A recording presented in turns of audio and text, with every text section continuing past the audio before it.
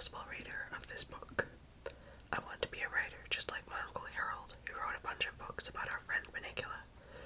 So I wrote this story, and boy, did I ever get into trouble. My friend Delilah stopped speaking to me because I put her in my book. Uncle Harold stopped speaking to me because I didn't put him in my book. A writer's life isn't easy. But back to my story. It's about how a talented and lovable, not to mention smart, wire-haired, dashing puppy named Howley saves the world from a disgusting and evil menace named... Oops, that would give away the story. But trust me, this menace is disgusting, evil, all right. Uncle Harold, who is speaking to me again, says it's an exciting book, even though it has too many adjectives. I have no idea what he's talking about. I just hope you like the story. Your friend, Howie. So, Jacket Illustrations cover 2002, Brett Hillquist.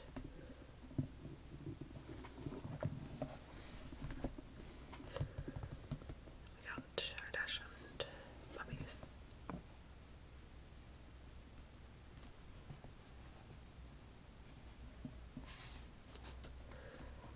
This is dated August 8th, 2002.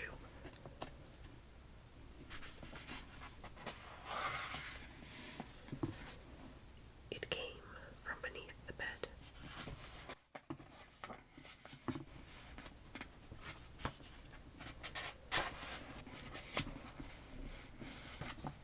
To Alex Annist, who once let me hold his pet tarantula, and to Jessie, Lori, and Chris, J.H., and for Mary Jane, B.H.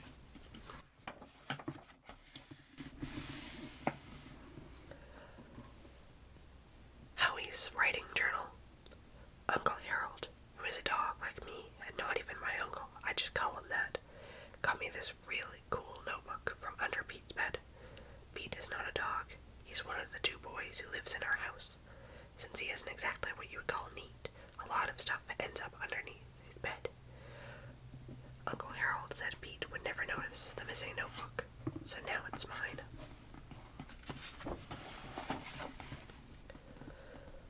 I want to be a writer, just like Uncle Harold. Uncle Harold has written all these books about Bunnicula, this strange but lovable rabbit who lives here with us. Us is the Monroes, Mr. and Mrs. Monroe, and Toby, and Pete, and Uncle Harold, and me, and, of course, Pop, this totally awesome cat, whose real name is Chester. I call him Pop. In my personal opinion, Pop is the coolest thing since Chew Bones. I don't want to write about real-life stuff the way Uncle Harold does. Like Pop trying to kill Bunnicula because he thinks he's a vampire, or the time we stayed at the boarding kennel, and there were talking bones buried there, because if I stick to real stuff like that, it'll just be boring, and I'll never get to use my imagination. When I asked Uncle Harold what I could write about, he said it sometimes helps to start with something you know, and see where it takes you. Well, being a wire-haired dachshund and all, one thing I know about is the floor. I could write a story called The Floor. Or not.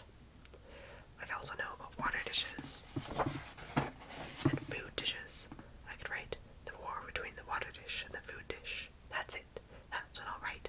See, there's this water dish that's always crying because it thinks the dog, who happens to be this really cold wire-haired dachshund puppy, likes the food dish better, and what a dorky idea. Do all writers have this much trouble? Let's see. Uncle Harold isn't the only one who spends time under Pete's bed. I do too. It's really dark under there. It smells like Pete's totally gross sneakers. And there's dust and all kinds of junk and food so old it's got whiskers. It doesn't really have whiskers. That's just what's called a literary license, which means when you're a writer you can pretty much say whatever you want. I don't know why it's called a license, since it's not like writers have to wear tags or anything. I'll have to ask Bob. He knows everything. No, where was I? Under Pete's bed. That's it. I know what my first story will be.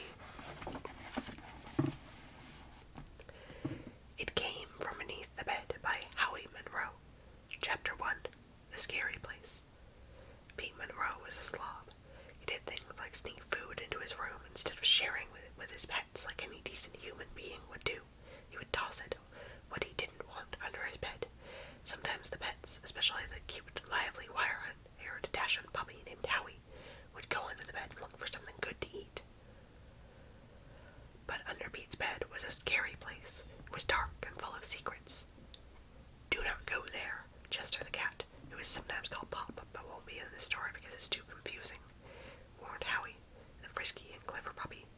You might not come out alive. Ha ha, Howie retorted cleverly. Go ahead and laugh, Chester said, but don't say I didn't warn you. Howie bit his tongue to stop himself from saying, I didn't warn you. Even though Howie told Chester, ha ha, he didn't really mean it. That is because he believed what Chester told him. Chester knew a lot of stuff, and Howie thought he was the coolest thing since Chew Bones. Soon Howie was scared to go back under that bed. The only way he could prove that there was nothing really to be frightened of was to go under the bed in the dark of night when the moon was full. He did not know why it was important for the moon to be full, but in scary stories, whenever people, or puppies, go into haunted houses, they do it on nights when the moon is full. Howie, who was adorable, kind, and witty, had many friends in his neighborhood. He decided that he should ask one of his many friends to go with him under Pete's bed the next time the moon was full. Most of them did not want to go with him. Beware, they told him, their voices trembling with fear. Be there or be square, he told them back. But they didn't care if they were square. Not one of them. Well, okay, one of them. That one was Delilah, a puppy who had recently moved in down the street. Delilah was beautiful, but not too smart. Delilah, when you read this story, remember, it is only a story. I'll go with you, Delilah said. They waited until Pete was sound asleep. What's that? What's that? Delilah kept asking when she wasn't bumping her head. When she was bumping her head, she said, ow, ow, ow, instead. But when she wouldn't stop, Howie, whose keen eyes and powers of observation were second only to those of the legendary Detective Sherlock Holmes, told her what each thing was. That's a balled-up soccer shirt, and that's half a bologna sandwich that was stale last week, and that's the remote control Mr. Monroe has been looking for, and that's Pete's homework he couldn't find yesterday, and that's Pudgykins. Pudgykins? Asked Delilah. Pete's koala bear who he's had since I was 2, and he keeps under the bed for emergency hugs, and things nobody knows about. Aw, said Delilah, that's sweet. Sweet. A rump, said Howie, the manly yet sensitive Dachshund puppy. And what are all those things? Howie sniffed at the things and sneezed. Dust bunnies, he said. Eek, screamed Delilah as she scrambled out from under the bed. Dust bunnies, run for your lives. Howie's writing journal. Uncle Harold read what I wrote and said, that's a good beginning. I asked him if he would send it to his publisher for me, and he said that I should write the rest of the story first. Rats. He also said he thinks something exciting should happen soon. I said, what about the dust bunnies? He said he doesn't think most readers will be excited about dust bunnies. So now I have to think of something really exciting. Chapter 2. The Attack of the Giant Squid. That night, there was a terrible storm. The Monroes were awakened by a horrible screeching sound that was followed by these kaplump noises like giant suction cups being tacked to the house. Mr. Monroe looked out the window. Giant suction cups were being attached to the house, he cried in alarm. Everyone screamed. The house was being attacked by a giant squid that had risen from the waters of Lake Erie to destroy planet Earth. The Monroes went running into the night in their pajamas. The house was flattened and Pete fainted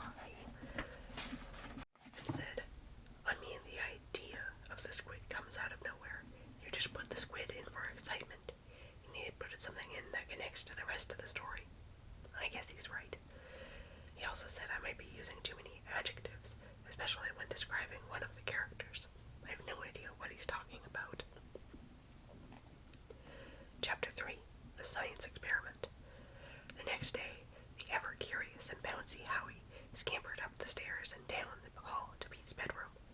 He was stopped by a sign on the door that read, "Do not enter. Science experiment in progress. Fumes may be fatal. Keep out." And that means you.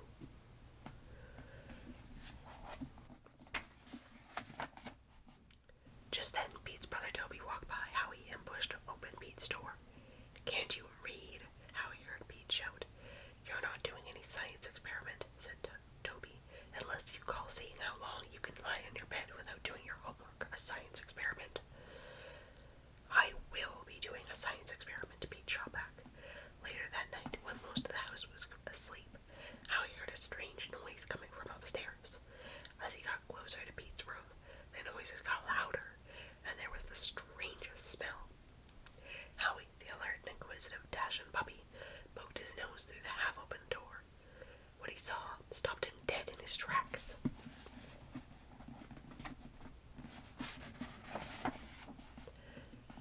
That is just an expression. Howie did not die, and also he did not have a dirty paws. The room was filled with test tubes, gurgling with strange-colored liquids. Streams of smoke rose up and filled the room like ghosts in a graveyard on Halloween. Pete sat hunched over his desk, mumbling to himself. Howie perked up his keen ears and listened carefully. "If only I can perfect this formula," Pete was saying, "I'll have what every 11-year-old boy dreams of, world domination and an A in science." He threw back his head and cackled wildly. Howie could hardly believe his ears. He knew that Pete sometimes acted like he was 1 kilo short of a full meal, but could he really be out to dominate the world? How would he do that anyway? He didn't even have a driver's license. He'd have to get his parents to drive him everywhere, and what if they didn't want to? And if he was busy dominating the world, wouldn't he miss a lot of school? Howie could not help but feeling sorry for Pete, as he imagined him flunking out of 6th grade and having to dominate the world without a high school diploma. But that school feeling didn't last long. "What are you doing here?" he heard Pete hiss accusingly. "Get out!" Pete jumped up from his chair and waved his arms frantically. "Not a word of this to anyone. Do you hear me, dog? If I find out you've been squealing."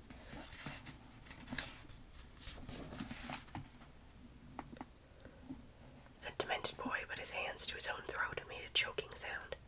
Howie scampered out of the room as fast as he could say, "Pete Monroe's gone bonkers," even faster. Note, in case Pete ever reads this, none of this really happened.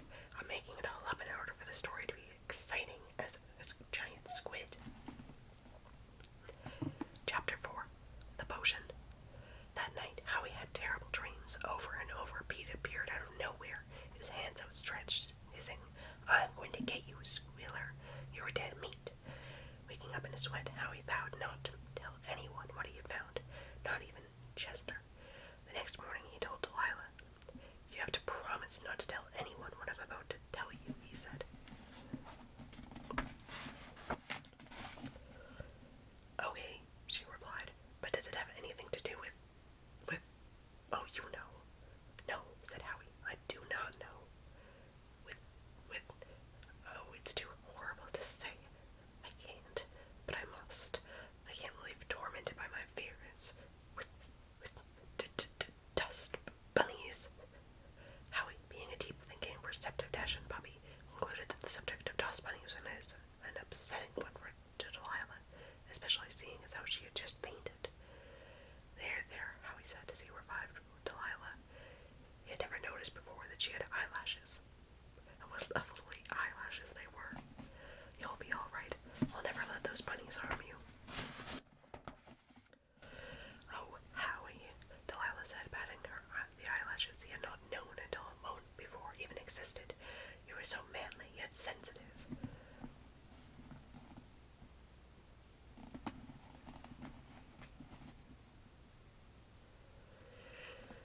He was almost ashamed to tell her his dream, but he interfered. In Delilah's eyes, he could do no wrong. "You have to stop him," Delilah said. "You can't let him go whatever you said he was going to do." "Dominate the world. Yeah, that. And I'm going to help you." "No, Delilah, it isn't safe. But I can't let you go alone. I'd never forgive myself if something happened to you." Howie looked into Delilah's eyes. He saw himself reflected there. could understand why Delilah felt the way she did. Well, okay, he told her. So that night, Howie and Delilah returned to Pete's room. They hid under the bed and waited. Howie had gone back under the bed earlier in the day and cleaned out all the dust bunnies with his tail. He also found 2 Oreo cookies, one of which he ate then and there, and the other of which he waited to share with Delilah. She liked the filling, he liked the cookie. They were meant for each other. What are you waiting for? Delilah asked after they had finished eating the Oreo. The intelligent and smart, not to mention wise, Dash and Puppy gave Delilah's question serious consideration. I'm not sure, he told her at last, but we'll know when we find out. Howie could feel the breeze coming off Delilah's fluttering eyelashes. You are so intelligent and smart, she told him. She did not mention wise. As it turned out, they did not have long to wait. They scurried further back into the bed as they heard Pete enter, close the door, and sit down at his desk. Soon the room was filled with the gurgles and stench of a science gone mad. That's it, they heard Pete cry. I have the answer at last. I didn't hear the question, Delilah whispered in Howie's ear. That tickles, replied Howie, whose every sense was as finely tuned as a concert piano. Yes, Pete exclaimed to no one, or so he thought. No more homework, no more having to clear the table. With this potion I'll be more powerful than anyone in the face of the earth, even Miss Kipper. Yeah, ha, ha, ha. Later, after Pete had gone to sleep and Howie had explained to Delilah that Miss Kipper was Pete's school principal, the 2 dogs crept out from under the bed. We must find that potion and destroy it, Howie told Delilah. But look, Delilah said. One of the test tubes was missing. Where could it be? Delilah gasped. There, she cried. Where? Said Howie. There, she cried again. Oh no, said Howie, the strong and determined yet capable of being surprised, Dash and Puppy. How will we get this potion now? There, clutched in Pete's sleeping hands, was the vial filled with purple ooze. Howie said, We're doomed. Delilah said, Being doomed makes me hungry. Me too, said Howie. They went downstairs and had something to eat.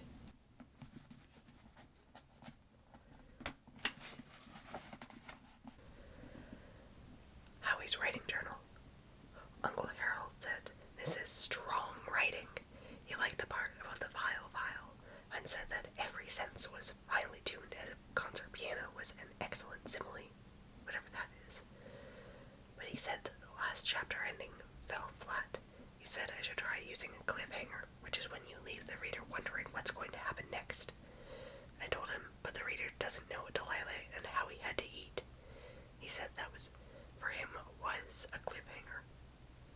But he guessed that the average reader might be looking for something a little more mysterious than what's in the food bowl. I'll try again. Delilah gasped. There, she cried. Where? Said Howie. There, she cried again. Oh no, said Howie, the strong and determined yet capable of being surprised Dash and Puppy. How will we get the potion now? There, clutched in Pete's sleeping hands, was the vial filled with purple ooze. Howie said, We're doomed. Delilah said, Being doomed makes me hungry. We can't think of our stomachs at a time like this, said Howie. We've got to save the world. Okay, said Delilah, but then can we get something to eat? Okay, said Howie. He raised himself on his hind paws and peered at the sleeping boy, inching his finely shaped head forward. He opened his professionally trained jaws, ready to secure the test tube in their grasp. Soon the world would be safe from harm, and he and Delilah could go downstairs and get something to eat. Then, disaster struck. Howie's writing journal. Cliffhangers are awesome, Uncle Harold asked. What's the disaster? I said, You'll have to read the next chapter to find out. He said, Well, let me read it. I said, I have to write it first. Writing is awesome. Chapter 5. Disaster. Pete suddenly swung his arm in the air. Startled, Howie thought he must be dreaming about baseball again. The test tube flew out of Pete's hand and landed in the space between the bed and the wall. You'll never get it now, Delilah fretted. I've got to go in and give it a try, a square-shouldered, iron-jaw, wire-haired Dashin said, dropping down to all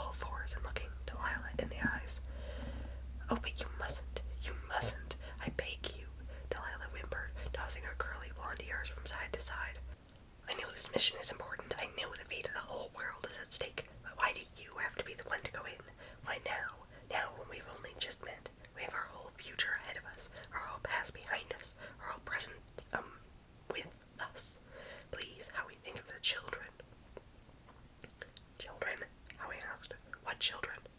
Our children, Delilah cried. The children we'll one day have if only you don't go. I'm just a puppy, said Howie. I'm too young to think about having children. Besides, there's a job to be done, and I've got to do it. Then let me go with you, Delilah insisted.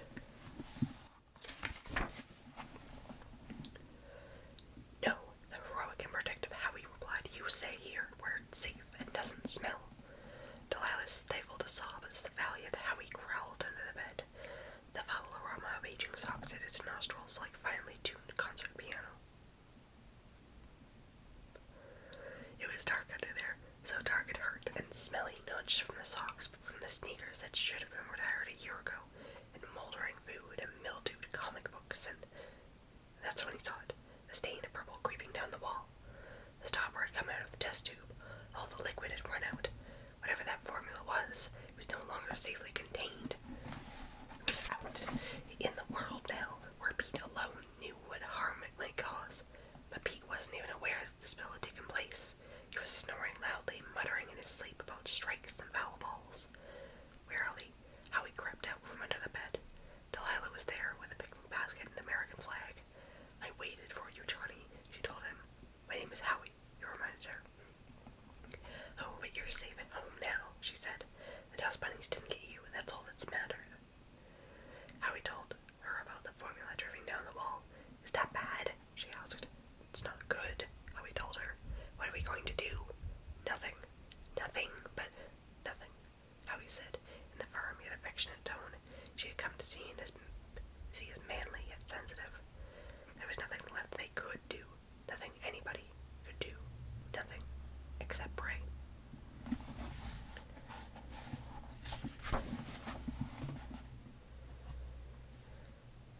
Howie's writing journal. Writing stinks. It gets you in trouble. I let Delilah read what I wrote, and now she's not speaking to me. She said I'm making her sound stupid, and that her character is an insult to females everywhere. And what is the business with a picnic basket and American flag anyway? I tried to explain. I said, in a story like this, the man is always the hero, and the woman gets to admire him. I think that's when she stopped speaking to me.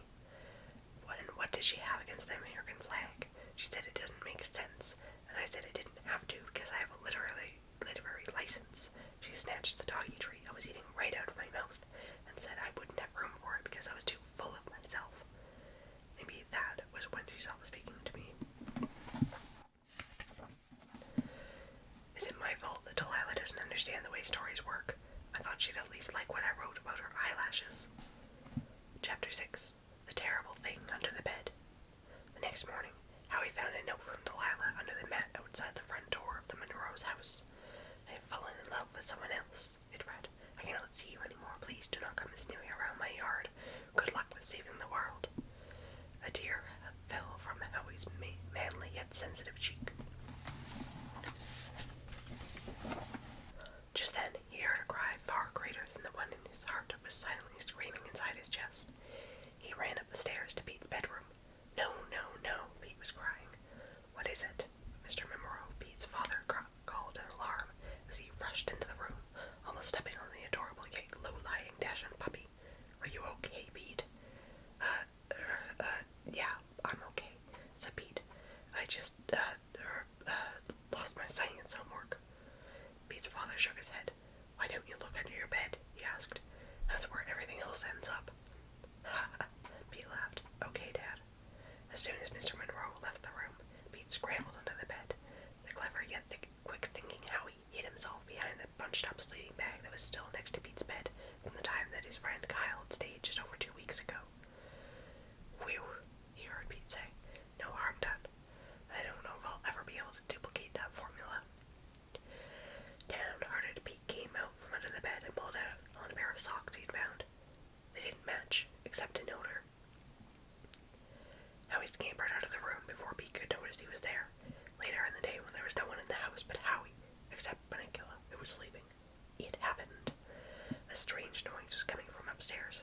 I'd better go investigate, Howie thought. Cautiously, the nervous but ever-brave Dachshund went up the stairs. With each step he took, the sound grew louder. It's coming from Pete's room, he thought. Crunch, crunch, crunch.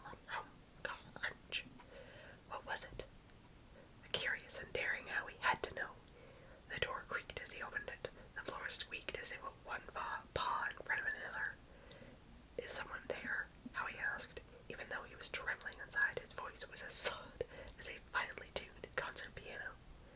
Crunch, came the answer. Howie's heart started racing. He dared not move. He waited some more. He dozed off. He woke with a start. That's when he heard the voice. More, it growled. More, Howie asked. More, it repeated. The voice was coming from under the bed. Howie moved at a snail's pace towards Pete's bed. He peered under it. Something was breathing, raspy and raw. More, said the gravelly voice. Howie thought his imagination was playing tricks on him. He wished there was someone else there to hear what he was hearing. He felt a lump in his throat as he thought of Delilah. He remembered her standing there with her picnic basket and little flag, calling him Johnny. He remembered her curly blonde ears and high-speed eyelashes. Oh, Delilah, he thought. But then he thought no more, for that was when he noticed the eyes staring out at him from under the bed. The eyes were getting larger. Whoever they belonged to was coming toward him. The formula, how he thought. He ran as fast as he could. Chapter 7. Thump, thump, thump. Howie bolted down the stairs. Whoever or whatever it was still coming after him. He could hear the thump, thump, thump of footsteps, or whatever they were, moving along the hallway over his head.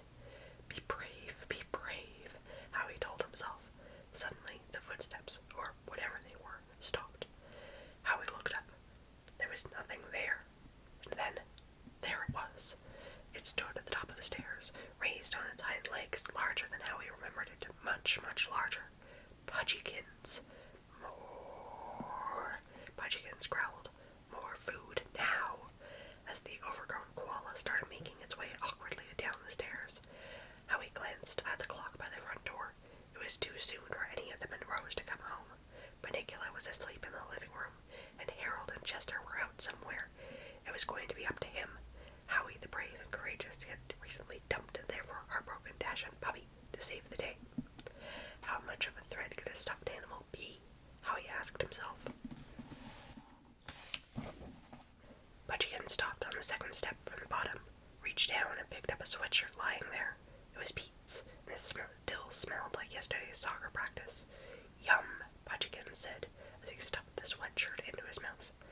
Howie felt his knees buckle as he watched Pudgykin shred the sweatshirt with his shark-like teeth. In 10 seconds, the sweatshirt was nothing but a memory. More. Pudgykins growled at Howie. Then, before Howie's astonished eyes, Pudgykins began to swell. He grew taller and rounder and bigger. He was as big as Mr. Monroe now. How long before he was as big as a house? Chapter 8. It Escapes. Howie did not wait to find out. Being the heroic type he was, he would have waited, but after Pudgykins looked at him, licked his lips, and asked, "Got milk?" Howie thought it would be a good idea to find the nearest exit. Once outside, he tried to think calmly how to stop an overstuffed koala bear from achieving world domination. It was just the kind of question Chester would have loved. But where was Chester? Suddenly, a new thought came into Howie's brain. Bunnicula. The poor bunny was inside the house with Pudgykins. He, Howie the dauntless Dachshund, would have to go back in and save him. He wished Delilah could be there to see him, and then shook the thought out of his head. Howie dashed back through the bed door, ready to do whatever it took to rescue the innocent bunny. But Bunnicula was sound asleep in his cage, unharmed. Whew, thought Howie. Pudgykins hasn't found him yet. Then there was a loud crash. Oh no, thought Howie. Pudgykins has escaped. Terrified screams confirmed Howie's hunch. Passing the front closet on his way out, Howie noticed all the Monroe's winter boots were missing. Pudgykins has been here, Howie deduced smartly. Out in the street, Howie was met with a sight too bewildering, too staggering, too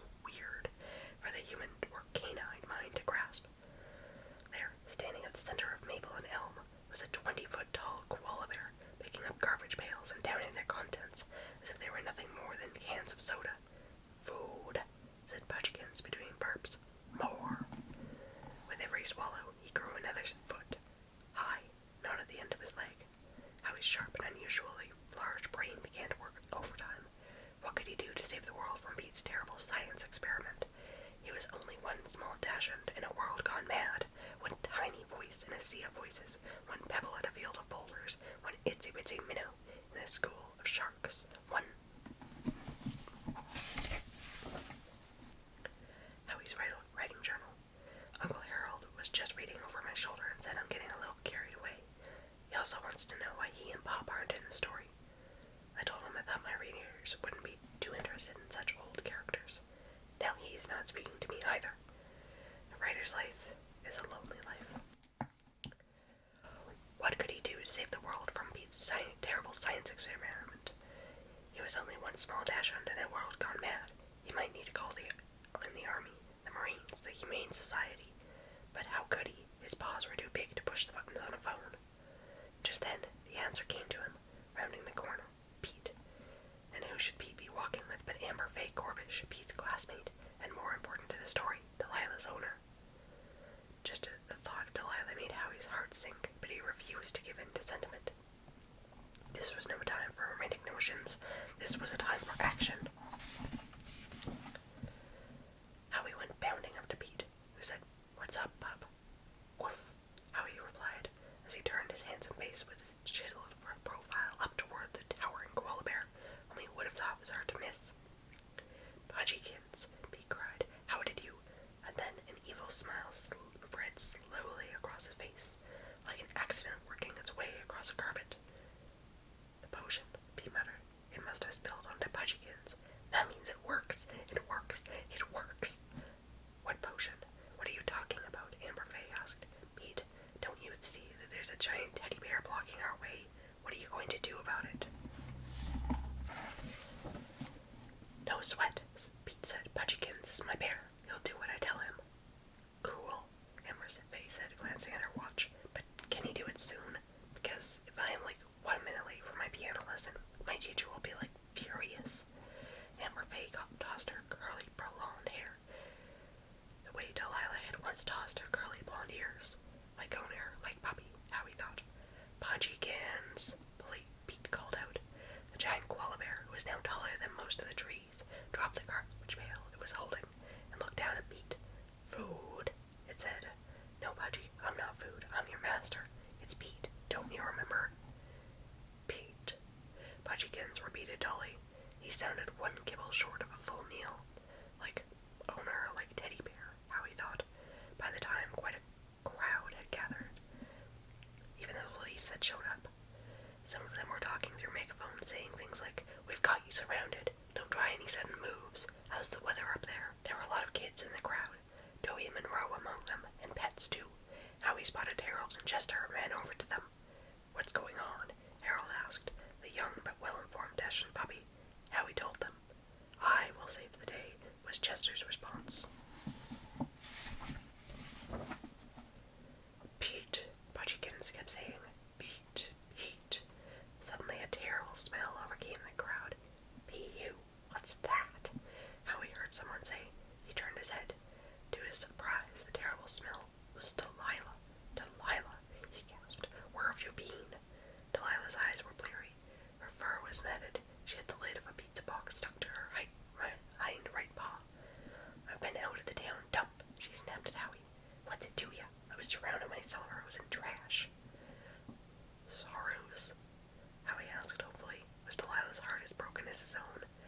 But before she could answer, Delilah was whisked out of sight.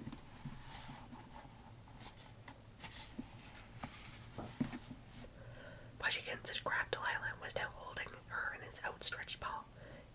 His eyes gleamed as he looked at her, and he had licked his chops. "Food," he growled. "Yum." Howie's writing journal. I wonder what's going to happen next. Howie has to save Delilah, but how? Then again, since Delilah still isn't speaking to me, maybe I should just let Pudgykins... Nah, that wouldn't be nice. At least Uncle Harold is speaking to me again. He said that he was just being too sensitive before. Besides, he wanted to read the rest of what I'd written. I let him. He said it was good, but that just because a simile works once, it doesn't mean you should use it again and again. I think he means the concert piano. He also said I'm still overdoing it with the adjectives describing one of the characters. I wish I knew what he was talking about. Well, it's time to finish the story. In most stories like this, the monster has to be killed off. I like Pudgykins too much to kill him off.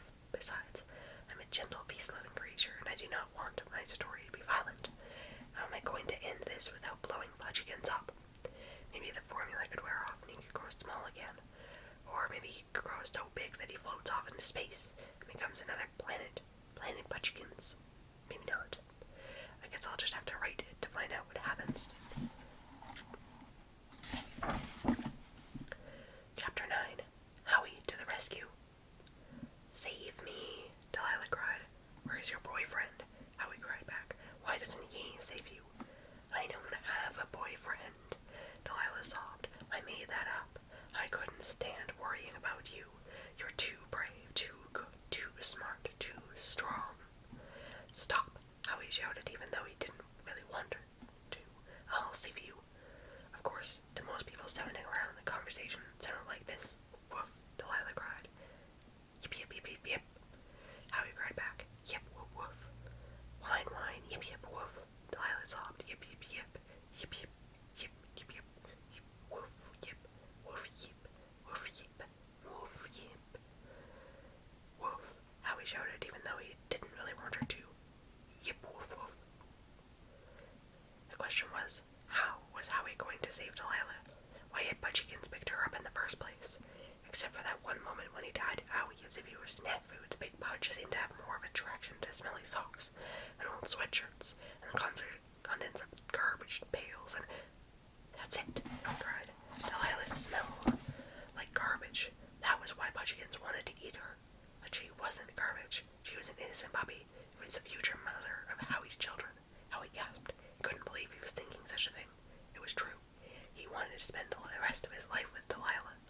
He wanted them to take long strolls along the beach together, sniffing for clams. He pictured them romping in the rain, sharing a laugh when the people they lived with complained later that they smelled like wet dogs. He saw them chasing pigeons in the village square as the church bells chimed, and Howie, Delilah cried out, stop thinking so much and save me. I will, Howie cried back. I'll save you, Delilah. Hang on. Don't let Bunnicula eat you. That's good advice, Delilah responded. You're so smart and intelligent. Get their sneakers, Howie commanded. Harold and Chester and several other pets who gathered around and weren't being distracted by fire hydrants. Whose sneakers? Chester asked. The kids' sneakers, Howie answered. Now! Suddenly, all the kids in the crowd were being forced to give up their sneakers by the dogs tugging at them and the cats scratching at them. Say, said Police Officer Fogarty, I think these animals are onto something here. The overgrown koala bear appears to like smelly things. It looks to me like that bright, fast-thinking, wire-haired Dachshund puppy is trying to get all the animals, to get all the kids to take off their sneakers and fling them at the koala in order to save that beautiful but not very smart puppy hanging from the koala's clutches. Howie thought, I couldn't have put it better myself. Come on, men, the police officer went on. Let's help them out. Before you could say world domination, all the kids in the crowd were taking off their smelly sneakers and tossing them at Bunnicula. Unfortunately, because the koala was so big, most of the sneakers landed somewhere in the vicinity of his ankles. Get a fan, Officer Fogarty commanded, and a long extension cord. Before you could say, a finely tuned concert piano, all the sneakers were heaped in a huge pile, and a fan was set up behind them. On, Officer Fogarty shouted. Someone flipped a switch, and the odor of 1,000 gym glasses wafted through the air. Several women and a couple of men fainted. Howie looked up, his heart in his mouth. This is just an expression. Howie did not really have his heart in his mouth. This is not anatomically possible. Delilah was inches away from Bunnicula's open jaws. She was hanging there as limp as last month's lettuce. Pudgy, Pete cried, look down here. Look at the nice smelly sneakers we have for you. Just as the koala bear was about to partake of a morsel of dog, he turned his head and looked down at the crowd. Maybe it was the sound of Pete's voice, or maybe the scent of sweaty feet had finally reached his nostrils. Whatever it was, he slowly lowered the paw holding the delirious Delilah and reached out for the pile of sneakers. Food, he said. Yum. As he began stuffing his mouth with Nikes and Adidas, the crowd cheered as the church bells tolled, and Officer Fogarty and his men shook one another's hands and slapped one another's backs as the Red Cross revived the fallen few, and the Society for the Prevention of Cruelty to Stuffed Animals arrived to ensure that no harm would be done to any stuffed animals in the making of this book, as all the kids were shouting, I always hated those sneakers anyway, and